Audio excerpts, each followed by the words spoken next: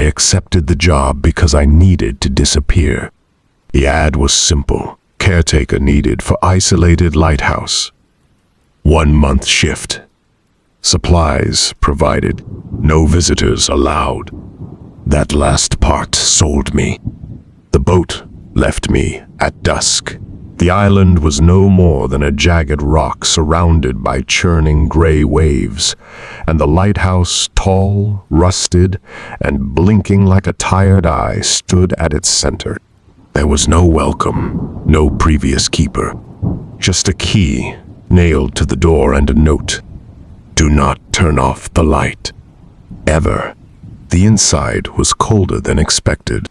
I unpacked, climbed the spiral staircase, and checked the top.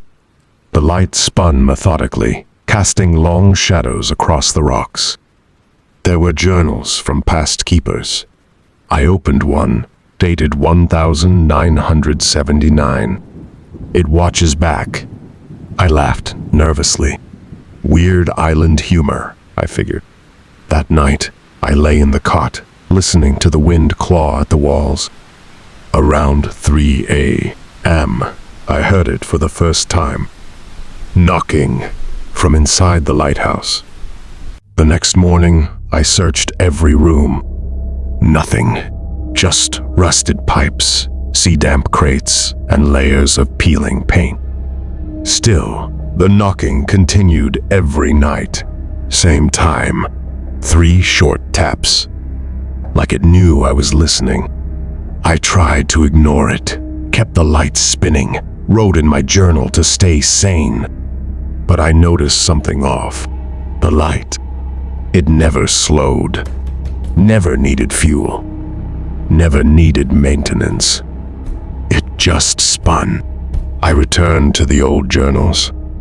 One entry chilled me. The light keeps them away, but it never stays off for long. February 3, 1961. The next night, I unplugged the generator out of curiosity. The moment, the light stopped screaming. From the sea. Not human. Not animal.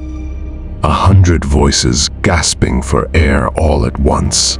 I ran back and plugged it in. The light flicked on. Silence returned.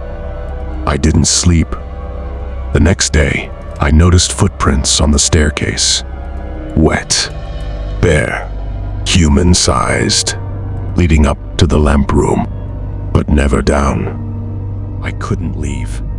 The boat was scheduled once a month. No radio. No signal. I was trapped. I kept the light on. Every night. I stopped sleeping. My eyes stung. My ears rang. The screams were closer now, even when the light spun. Then I found a hatch under the floorboards in the storage room. I pried it open and climbed down. A second spiral staircase, older and made of stone, coiled deep into the earth. At the bottom was a room filled with mirrors broken, blackened, some turned to face the wall. In the center, a third journal. Do not look directly into the light. It remembers you. Third keeper. No date.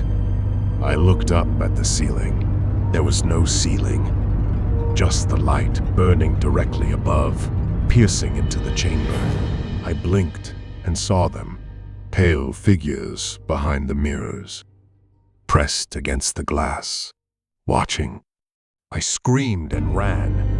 Back upstairs. Back to the lamp room. I was done. I would destroy the light. Break the cycle. But when I reached the top, there was no bulb.